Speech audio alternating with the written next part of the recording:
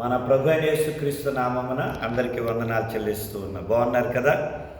దేవునికే మహిమ కలుగును గాక. ప్రార్థన చేసుకుందామా? సర్వము ఎరిగిన సర్వాధికారి అయిన పరలోకపు తండ్రి, నీ మహోన్నత నామాన్ని హెచ్చిస్తూ ఉన్నాం.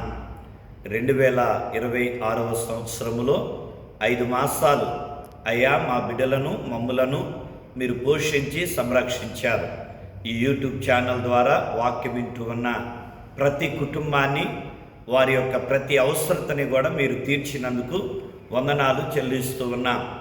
రాబోయే 6వ మాసానికి సిద్ధపరుస్తూ ఉన్నందుకు వందనాలు దేవా. 6వ మాసములో ఉన్న వారి ప్రతి అక్రతల విషయంలో అయ్యా, వారికి ఉన్న ప్రతి ఆర్థిక నీడ్స్ని మీకు అర్పిస్తూ ఉండగా, వీరే మీ నామమందు తీర్చమని, నీ మహదైశ్వర్యము ద్వారా వారి ప్రతి అక్రత యేసు నామములో తీర్చబడునగాక. నిన్ను ఘనపరుస్తూ ఉన్నా, మీరు వర్ధిల్ల చేయండి. మరి ఈ సమయంలో నీ వాక్యము ద్వారా బలపరచండి, మమ్మలను రాకడక ఆయత్తపరచండి. మా యొక్క రక్షకుడు అయి ఉన్న యేసు దివ్యనామముల విశ్వాసముతో ఈ ప్రార్థన మనవులను, ఈ స్తుతిని మీకు అర్పించి వేడుకొంచున్నాము తండ్రి. ఆమేన్. Praise God. హల్లెలూయా. మంచిది. సమయంలో మరి దేవుని యొక్క వాక్యంలో నుండి కొన్ని మాటలు ధ్యానం చేద్దాం. ఈ రోజున దీవెనకరమైన ఒక విషయాన్ని మీ ముందుకు తీసుకొస్తూ ఉన్నాను. భక్తుడైనటువంటి యోబు జీవితంలో నుండి ఒక మాటని మనం చదువుకున్నాం. ఆ యోబు పుస్తకము 3వ అధ్యాయంలో యోబు పలుకుతూ ఉన్న ఈ పలుకులను చదువుదాం. 25వ వచనాన్ని అలాగే 22వ వచనాన్ని చదువుదాం. ఏది వచ్చునని నేను బహుగా భయపడితునో అదియే నాకు సంభవించుచున్నది, నాకు భీతి పుట్టించున్నదే నా మీదికి వచ్చుచున్నది. అలాగే 22వ వచనములో సమాధికి చేరినప్పుడు వారు హర్షించి బహుగా సంతోషించెదరు. ఇక్కడ 2 విషయాలు మీ ముందుకు తీసుకొస్తూ ఉన్నా. మొట్టమొదటిది 25వ వచనములో బహుభీతి లేదా బహుభయము అనే మాటని మనం చూస్తూ ఉన్నాం. భయము అని అనలేదు అక్కడ, బహుగా భయపడి తిని అనే మాట వ్రాయబడింది. అంటే భయములోనే అధికమైనది బహుగా అనేది మనం చూస్తున్నాం. రెండవది బహుగా సంతోషము, ఇది రెండవ మాట 22వ వచనంలో వ్రాయబడింది. ఒకటి చాలా సంతోషం, ఒకటి చాలా భయం. ఈ 2 మరి ఒకే అధ్యాయములో ప్రక్కనే యోబు పలుకుతూ ఉన్నటువంటి మాటలై ఉన్నాయి. అయితే నేను ఈ మాట చదువుతూ ఉన్నప్పుడు మరలా 4వ అధ్యాయం కూడా దాని క్రింద చదువుకుంటూ వెళ్తూ ఉన్నా. ఈ వచనాలు చదివాక 4వ అధ్యాయంలోకి వెళ్ళేపాటికి యోబు యొక్క స్నేహితుడు 4వ అధ్యాయము 3-4 వచనాల్లో ఈ మాట అంటున్నాడు. 4వ అధ్యాయం 3, అనేకులకు నీవు బుద్ధి నేర్పిన వాడవు, బలహీనమైన చేతులను బలపరిచిన వాడవు, నీ మాటలు తొట్టిల్లు వానిని ఆదుకొని ఉండెను, కృంగిపోయిన మోకాళ్ళు గల వానిని నీవు బలపరిచితివి. యోబు స్నేహితుడు ఆయన ఎలీఫజ్ అనే వ్యక్తి అంటున్నాడు యోబుతో, ఓ యోబు, నువ్వు అనేక మందిని బలపరిచావు, చాలామంది బలహీనులైనటువంటి వారిని నువ్వు బలపరిచినటువంటి వ్యక్తివి అని చెబుతున్నాడు. తాను బలహీనతలో ఉండి కూడా ఇతరులను బలపరచగలిగిన వ్యక్తిగా యోబుని మనం చూడగలుగుతున్నాం. ఆమేన్. హల్లెలూయా.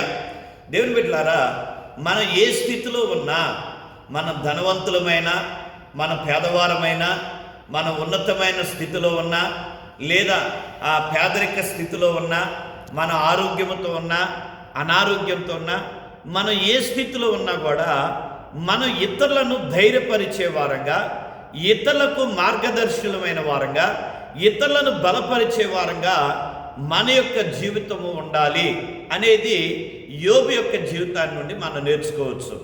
ఎందుకంటే యోబు ఆయన మాటలు అనేక మందిని ఆదుకున్నాయంట.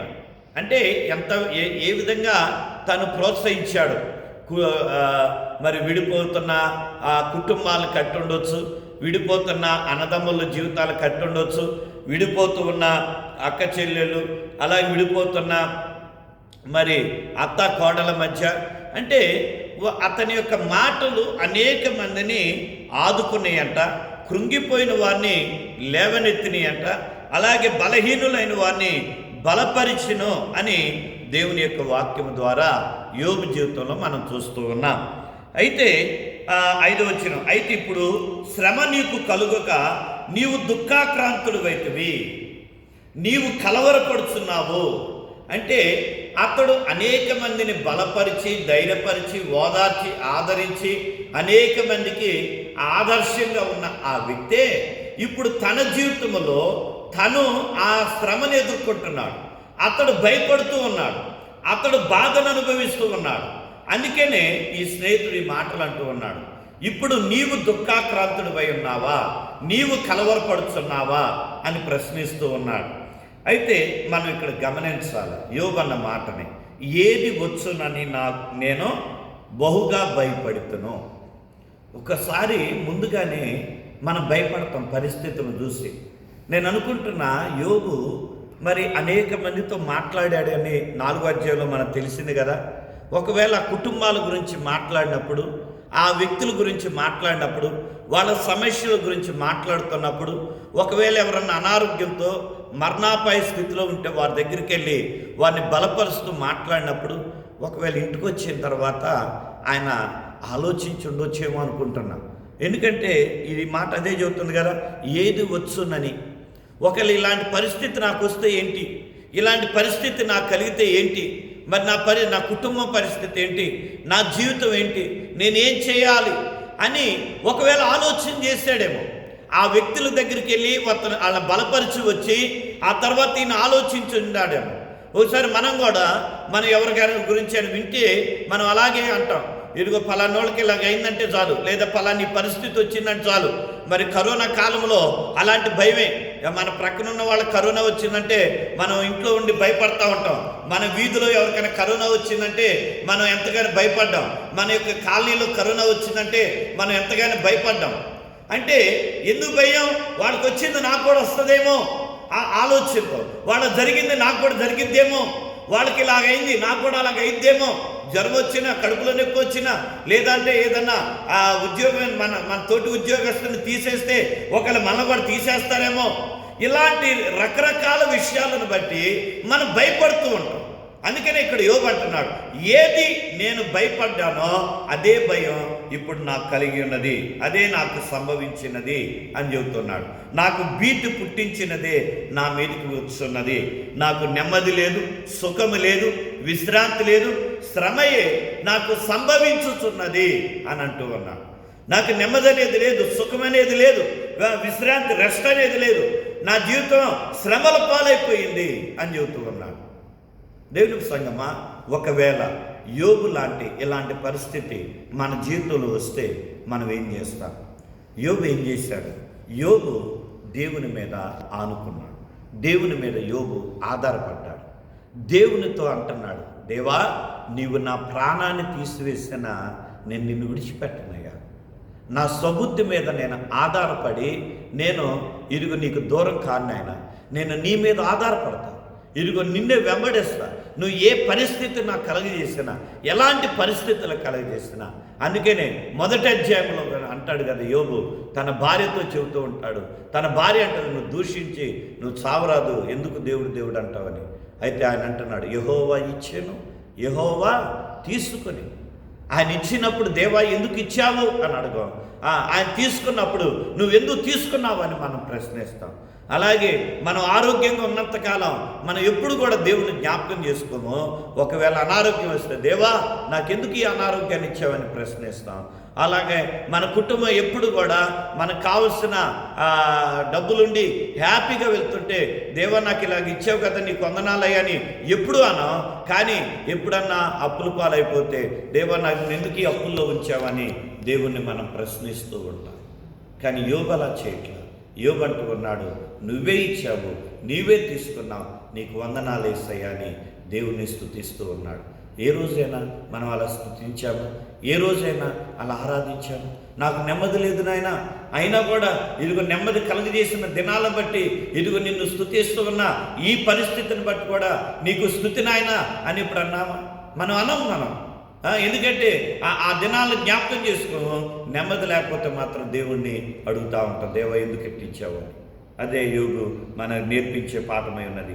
అంత మాత్రమే కాదు, 22వ వచనములో మనం చూసాం కదా.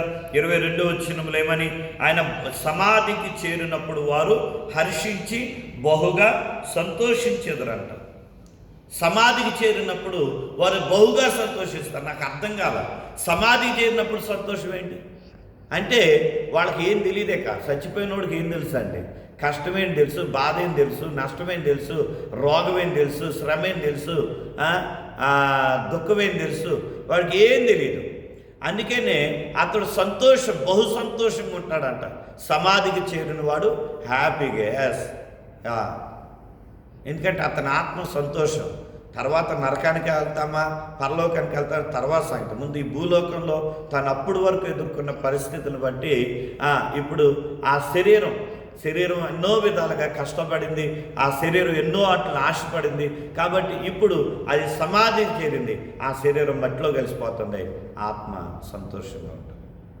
ఇక పాపం చేసే ఆ పరిస్థితి లేదు. హ్యాపీ. నేను పాపం ఇప్పుడు వరకు నా శరీరాన్ని నేను కంట్రోల్ చేసుకున్న పాపం చేయకుండా, ఇప్పుడు నా శరీరం కోరుకోలేదు, నా శరీరం నశించిపోయింది, ఇదిగో నా ఆత్మ దేవుని దగ్గరికి వెళ్ళద్ది అని ఆ ఆత్మ యొక్క సంతోషం, బహు సంతోషం. అదే యోబు అంటున్నాడు. కాబట్టి ఈ ఉదయకాల సమయంలో నీ ఆత్మ బహుగా సంతోషించాలి అంటే నువ్వు ఏ పరిస్థితులైనా దేవుని ఎదుట స్తుతించే వ్యక్తిగా, దేవుణ్ణి హెచ్చించే వ్యక్తిగా, దేవునికి లోబడిన వ్యక్తిగా, దేవుని ఘనపరిచే వ్యక్తిగా నువ్వు ఉన్నట్లయితే దేవుడు నీకు బహు సంతోషాన్ని కలుగజేస్తాడు. ఆయన నిత్య రాజ్యంలో నిరంతరం కూడా ఆనందించే కృప దేవుడు నీకు అనుగ్రహిస్తాడు. ప్రార్థన చేసుకున్నాం.